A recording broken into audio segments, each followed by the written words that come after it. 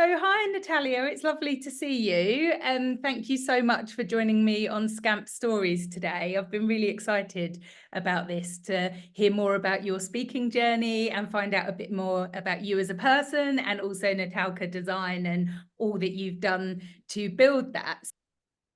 Thank you so much, Sarah, for having me. I'm a big fan. Oh, you're a great storyteller, and it's a pleasure to be here. But why don't we start with the golden word and the thing that has been my passion since I've been a little girl and has been the one thread that has gone throughout my entire career, and that's storytelling. Like, I'd love to hear about, your point of view around storytelling and your passion and your quite unique insight into visual storytelling.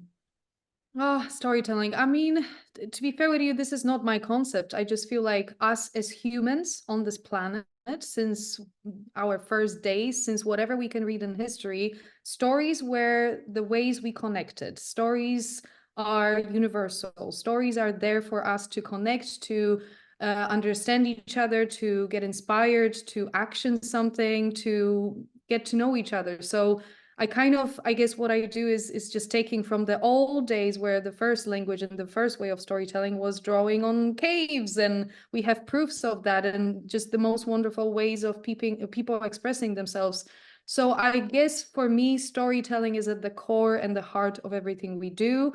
That includes business, and feel free to name it as you like. Some businesses get it, some businesses don't really like the word storytelling. There's a bit of a kind of a stigma sometimes around it, a bit of a fluff kind of, environment.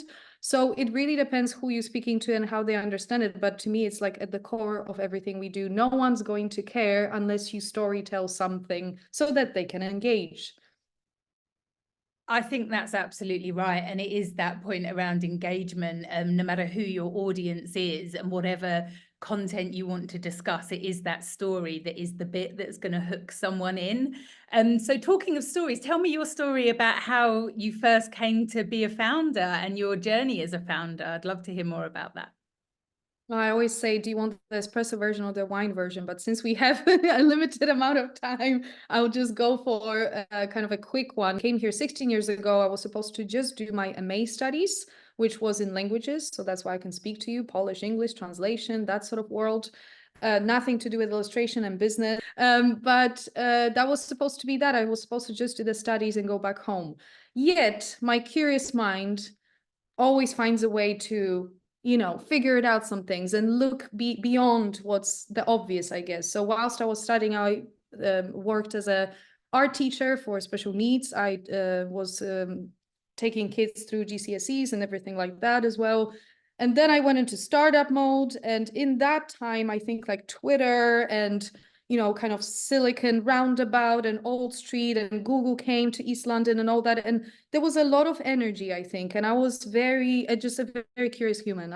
Forever. So I was like, what is that? What is this meetup? What is this Gumtree thing? What is that Soho event? What is whatever? And long story short, one of my many kind of ways to connect with people, I tweeted a businessman, a charity owner called Darren Robson. And I just said something around, I would love to meet you, whatever I said there. I need to find that tweet still. And he said yes to meeting me for a coffee. He traveled all the way from west to east to see me at 7 a.m. before my work. Wow. So I was like, I better impress this guy.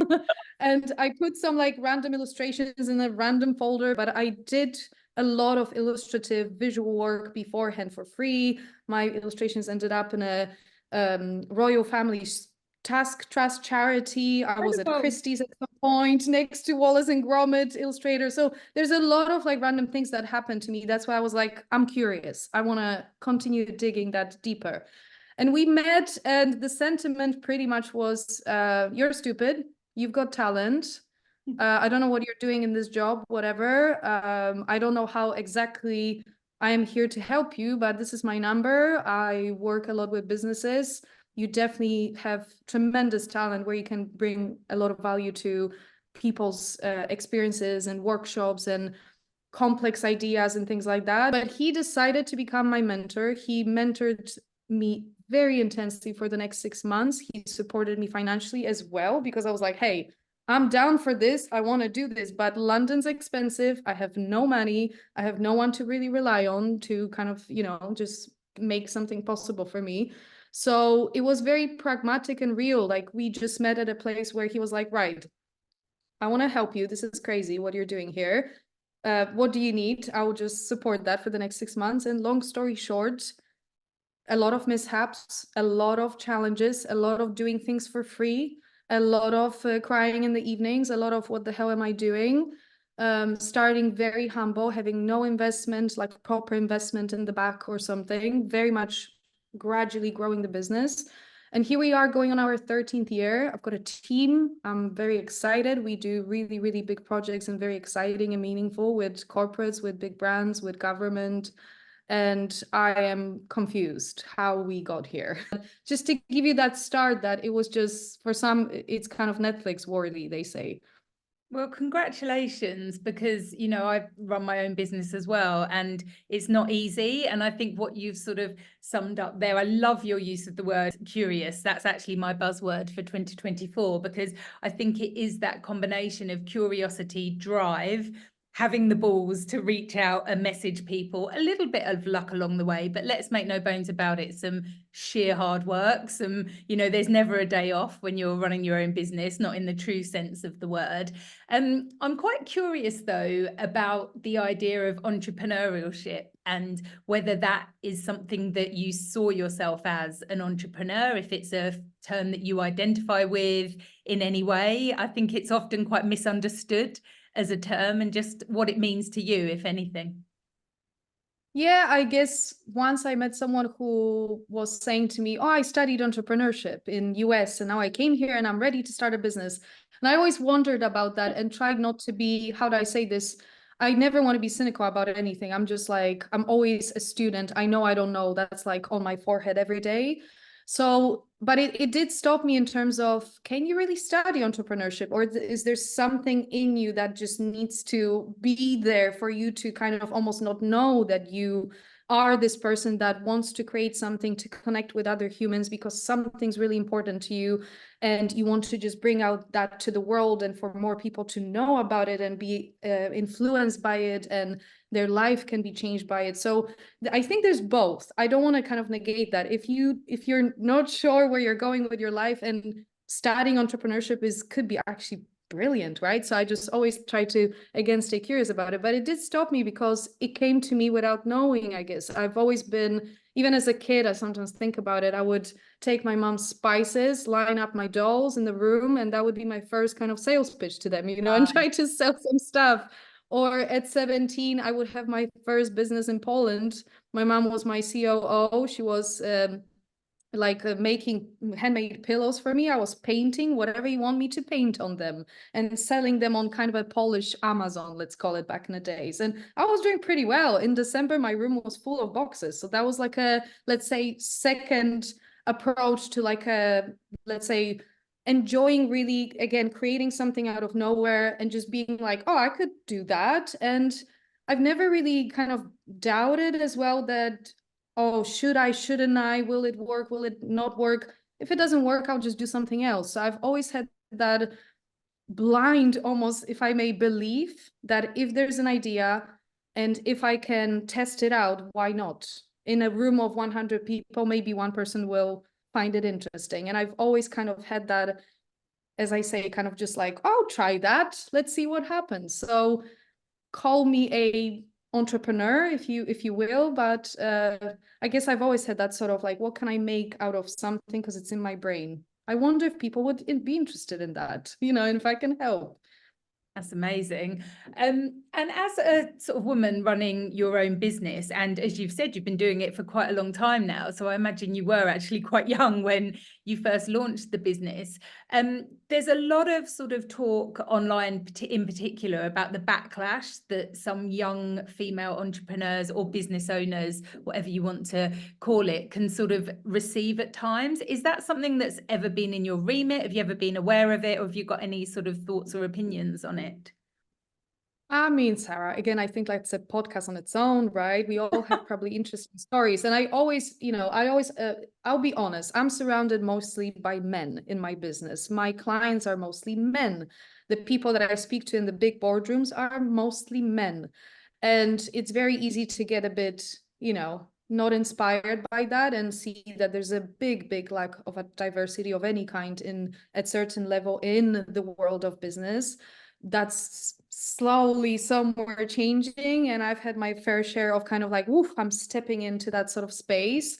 I hope that I'm not questioned by just being a woman or being also an immigrant and looking younger or whatever you want to call it, or I bet it's a small business just by, kind of like scanning me straight away, not knowing anything about me. But I will say that yes, I've had my fair share of, let's say, I love that quote of to men you say, oh, he's very assured of himself and very confident, and to women you just be told that you're difficult or you're a bit stubborn. And I think there's definitely a sort of a disbalance of how we in society in general view men versus women, how we feel about it, how we're taught from young age to think about it. The whole, like, as we kind of all grow up, usually the sentiment would be boys don't cry and play with Legos and cars and things like that and build rockets, whereas girls can cry and we want to just look at pink Barbies and play in the kitchen. And I've never been any of that, really. I like Barbies and I like my brother's Lego and his cars, and we played all day long, and my favorite color is blue. Like all these kind of things that society kind of almost places at us to expect certain things from us, and then that's why it ends up in boardrooms that we most of the time serve the coffee or we're the managers or the junior managers, whereas the men are the seniors and the heads. So I think the battle will, in that sense, always continue. I've experienced that here and there, but I always knew my value, not in a cocky way, but I knew that I'm coming into this room for a reason. Even if I doubted myself a few times externally, I was really, let's say, even by my mentor, straight away validated that this is silly, that you're not using your talent. And also, I've learned very quickly that whatever we do, whoever we are, is not for everyone. And that's okay. Not everyone's going to be in love with what you do or who you are. And that's okay. I think that's right. And I think what you've said about identifying your own values and leaning into that and really sort of having that understanding is absolutely right. I mean, as we're human, we all doubt ourselves now and again, but just knowing that, you're there for a reason. And I think you can learn to quite quickly unpick and uncover the people that are just trying to trip you up and put you in that situation of feeling quite uncomfortable. So your speaking topics are really interesting and incredibly current in this sort of marketplace.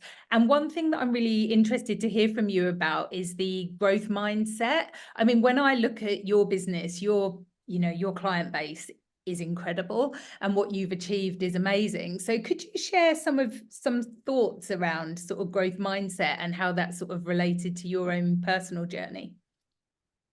Yeah, I guess, just looking at our history as a business, it was always just me, myself, and I, little Natalia, running around. And as I mentioned, no official, really big investment. And not that I could never kind of ask for it or go that route, but it's just the route that I wanted to take is organically grow, organically take the challenges and the ups and downs and see how we evolve. And I grew the team, then I made the team smaller, then I grew it again. Then it's just so interesting. Now I have business partners. It just shifts and molds into whatever it feels kind of right for the moment where we are in the world. But I would say beyond business and everything, growth mindset to me is just kind of really down to how we think about ourselves. It's all in the freaking mind. It's fascinating to me. I could speak about psychology and neuroscience and mind for hours, and I've studied it now for so many years behind the scenes, because it helps my work, it helps me to understand others, it helps me to understand myself.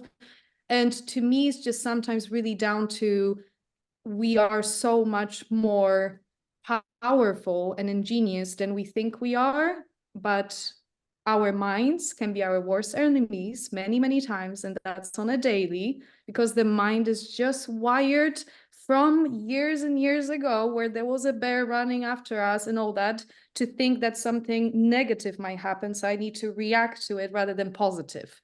So I think we just have all this residue for centuries now, where we're more kind of attuned to, let's say, what wrong can happen rather than what great can happen.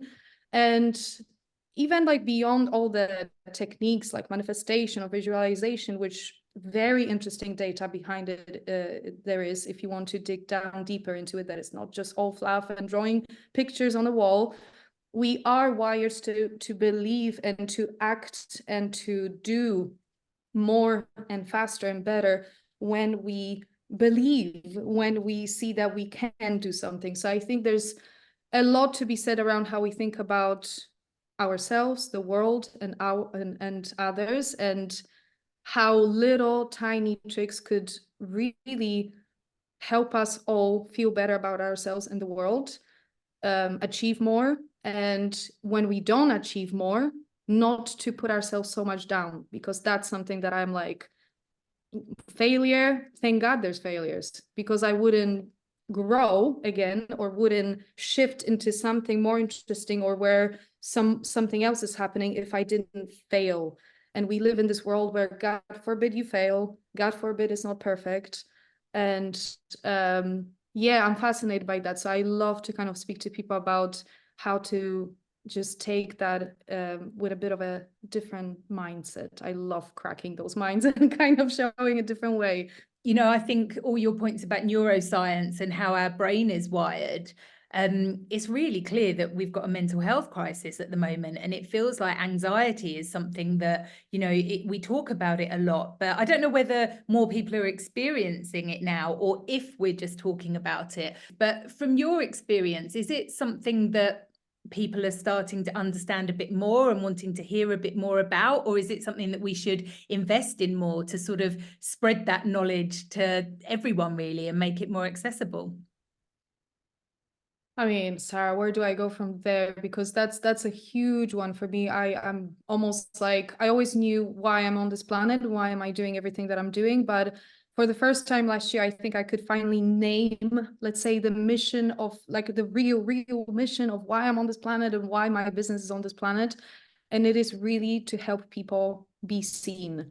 That's a huge one for me. And it actually opened up massively because of last year's huge loss that I had. Actually, talking about my dear mentor, he passed away very suddenly last year. And that just opened up my heart in so many different ways. That's what I'm talking about, you know, the difficult things, the mess is your message, as they say, you know, and it really kind of created this literally much more three-dimensional reason for why I even run my business and what I do. And to give you a bit of more insight into that, the amount of conversations that I've had last year in terms of mental health, mind, where we are with that, looking at stats, looking at data, looking at where everyone is, and even down to little conversations with my friends, with people in network, and just kind of everyone just opening up a bit shyly. You know, I'm feeling a bit lonely, like, you know, should we meet? Like, and I think there's a lot to be said, of course, COVID and everything and the kind of post wave of that, but there's more to it. I think, of course, there's so much distress and we are so exposed to so much every day. I think just our brains are not wired for that. We used to know something maybe once a week from a magazine or from a neighbor that heard about something happening, and now you open up the phone and you can see what happens in the world all the time, and it can be very much causing tons of distress on so many levels. And let's not go into comparison, let's not go into all of that, because that's another thing, and let's not go into imposter syndrome and everything that we all feel. So again, to your point, yes, I think there's a huge shift in terms of how we all feel. There's a lot of work to be done on how we all could be a bit more kind to ourselves, our minds, and that could create more kindness to others. It's just a ripple effect. If we're all distressed, then others will be distressed, then other distressful things will be happening. It's just what happens. So personally, I'm so fascinated by it. I do so much more now with charities like Mine, Samaritans, LAA, And we, for example, started with one of my business partners, Mark, something called Grateful Mile. Sounds like nothing, but basically lots of people are like, I would love to catch up. And once a month in London City at 8 a.m. So I understand it's not for everyone and it's a bit early, but we just go for a walk for a mile. Then we grab a coffee, we chat, and then everyone goes off to work. And sounds like something so trivial and so simple, yet last year, without being biased, it was one of my favorite mornings. And everyone says that. Even now, people are like, oh my God, I will miss it or whatever. So, and there's other projects in the background, but for example, one of them I'm very proud of, so proud of. We're working now with School of Life, which is one of my top organizations in the world in terms of, I wish School of Life was my school when I was growing up. I think, and for everyone, we all would just do so much better again, in life, just understanding our minds more, understanding how we operate, understanding we're all a bit flawed, literally broken kids inside that are trying to figure it out every day. And it's not easy to be a human. It's not easy to be a human in these times.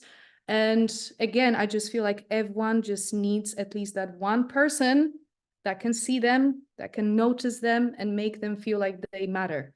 Let's all normalize the fact that we have all no clue what's going on, but we're trying our hardest and we're pushing through, but let's not do it in silos. Let's not do it on our own. Let's just all connect more. So that's a huge theme for me for this year, connection and community. I think that's incredible, because the irony is, in a world where we're more connected than ever, we've become completely disconnected, I think, with ourselves. And I think it is where motivational speaking is just so important and has got that power in a room to really take people on a journey, to really sort of inspire and pass on that knowledge around, people like yourself being brave enough to stand in a room and say, I had a really tough year and I didn't really know what I was going to do, and it really rocked me. But do you know what? I connected with people within my organization, outside of my organization, and we've got through it together. And I think that's an incredibly powerful message to pass on. Yeah, just like let's all be a bit more genuine that yes, we're struggling. Yes, also life is hard, but life is beautiful and it's both.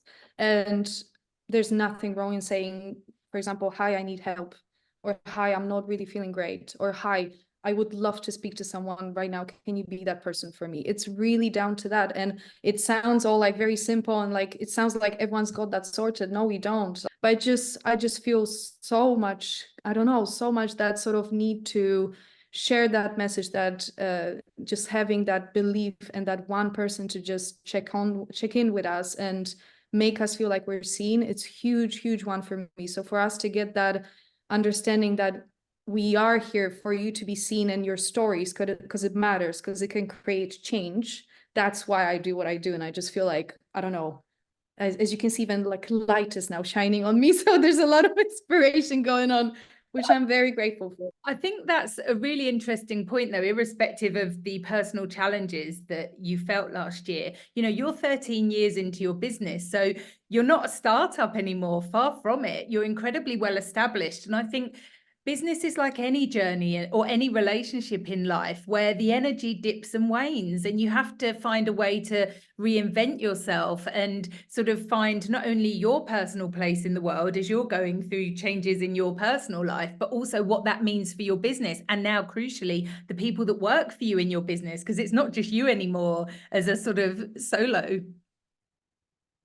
Yeah, no, totally. And again, like I find that it's literally, even speaking from my example, like the more I open myself up, not by the way, Sarah, to just like well on the phone call for hours, because ain't nobody needs that. Everyone's struggling here in different ways. You have to know how to kind of use that energy as well to not kind of check in with yourself as well. So that's what I mentioned before. It's the work is always there, right? The work will be always to be done on us and on our minds and how we view the world, so that the business can do the way we want to do. We can grow in whatever way that means meaningful to us, and we can connect with others. But there's huge power to saying, hi, I need help, or hi, I feel lonely, or hi, I'm not well, something's off, or hi, I'm overwhelmed, or whatever it is that you're experiencing. Because at the end of the day, we're all very similar. And I promise you, everyone else is feeling it at different times, maybe, because sometimes it feels like everyone's got a perfect life but us, but everyone's the same and everyone's feeling the same things in different times and different moments in life. So why are we all kind of just playing a bit of a pretend game, I guess? One of the things that we're getting asked more and more about is speakers with a knowledge and sort of background and understanding of AI. So can you tell me a little bit about your experience in your side of the industry with that and, your knowledge around it?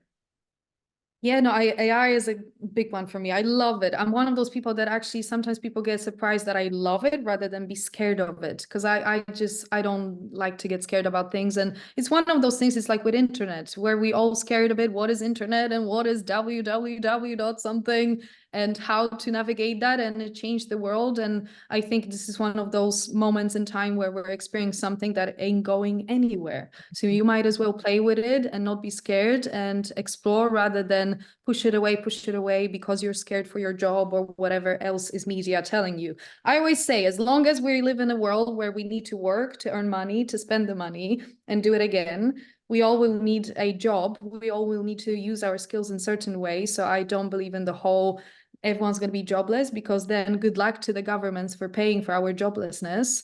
And unless we are asked to sit by the river and paint all day, I think we'll all still be very much needed. It's just the important thing is to empower yourself with what are the tools around me, what are people and companies doing right now, what are they not doing, where's the challenges, what's the future telling us, play with some of them. That's number one. I mean, in my network, I don't know anyone now that doesn't use ChatGPT on a daily, or DALI, or one of those tools. Or if you're more like in a creative space and you use other tools, or you're more in a financial space, you use other tools. It's just nuts. But I would say very much interested in it, love speaking about it in terms of how to practically use these in businesses. So that's one thing that me and my business partner, Henry Coutinho Mason, he's an author and a futurist, although he doesn't like to call himself that way. But I'm like, well, Henry, we talk about future here. So, like, just take it. But we've, last summer, we got inspired by doing something together that we already discussed for many, many months. We called it Visualize Futures. AI is very neatly in the visualize. And basically it's, think of it as very much trends and very practical future tools for each of the landscapes of business. So we've done, let's say, the future trends and tools and what can you use, and very exciting tools in AI for marketing or for advertising. And now we're building it for health and pharma, because there's crazy stuff happening there. And for example, how you could engage with it is there's a free Substack that you can sign up to and read it all. It's all for free, because I believe in free information and all of us growing in that sense. If you want to engage with it more, there's a very affordable, I would say, paid version where you can use it in your company and present if you like and use these tools. Or of course, you can get us to kind of run a bespoke workshop or do a keynote around it and find very bespoke ways that a certain company will come with a challenge and say, this ain't working. How can I use AI to better that? So that's where we step into the room. We research, we problem solve, we get experts on board. And let's say by the end of it, the company has a very much running tool that can help them. The challenge is disappearing because we're finding a way to help them with that one thing that they're not getting yet. So very much loving talking about it and showing the importance of don't be scared. Just start playing with it, start talking about it. Don't kind of sit behind the corners and stress. It doesn't help anyone. I think that's right. That notion of fear and fear of change, I think often is what you can see if you look all the way back through. Like you say, the internet now is something that we use every second in our lives, but it was terrifying at the time. So have you got any thoughts around that change mindset and how businesses can sort of really embrace change in that positive way to start understanding tools better? Yeah, I guess again, Sarah, it's just fascinating to me. Like all those ideas around change is also thought by our brains as something bad, right? That's again how we're a bit wired. We like habits. We like the same. We feel safer. We feel like we have everything under control. But actually, when you think about it, you ain't got nothing under control. Like, all you can control is how you think about whatever happens to you. But whatever happens to you, I don't even know what's going to happen to me in an hour. Do you? But change, I find that we could change the way we think about it. It can be actually, again, it can be positive. It can bring new avenues. It can shortcut some ways for you. So I would say that there's a lot kind of to be said, again, how we think about a change, because usually anything change we go through can be super scary. And I've experienced that last year, massive, massive fear. And what I'm learning now is change can open up so many other channels that I wasn't aware of and I would never access. So in my spare time, if I have any, Sarah, I do like to coach. I'm an accredited coach in the background of it all. And I coach on specifically on change, corporate clients or senior clients who are changing something, a role, or there's some sort of big challenge coming down, or even in personal life. And how I like to do that is always using visualization skills, because there's a huge power to literally sometimes closing your eyes and being led through a, as you mentioned, the beginning journey, and imagining how that already feels, how that looks, how that even tastes, how that feels. And there's something, again, in neuroscience in the brain that the brain doesn't know if you're just talking about a possibility or truth, and the brain will still be with you there, understanding it. There's that manifestation coming in, and visualization is all connected. How data shows that us going through that experience makes it already like we're there and more real, and the fear goes down because we suddenly are in it and it's not so scary. So I love playing with that. I have a lot of different metaphors that I like to play with one-to-one, or actually also at a stage where I led few groups already where we were doing it on a mass scale, and it actually works. So I'm very proud of myself that I can work on a scale as well. It's amazing. Honestly, it's so fascinating. I could talk to you all day about what you do and your thoughts. So I feel like we're just scratching the surface. But thank you so much, Natalia. It's been an absolute pleasure sort of getting to hear more about you and getting to know you a bit better. And I hope we can do a lot more together in the future. One that wants to sort of find out a bit more about Natalka Design and sort of what you do, like where can we find you online? I would say, Sarah, where can we find me? So, obviously on LinkedIn, taking the space. So you can find me at Natalia Talkowska, but everywhere online at Natalka Design, you can see hopefully here. And if you can't see, it's Natalka Design. So do give a shout, do say hi. Fantastic. No, we will. And we'll definitely share all of that in the notes and your website as well. So thank you so much.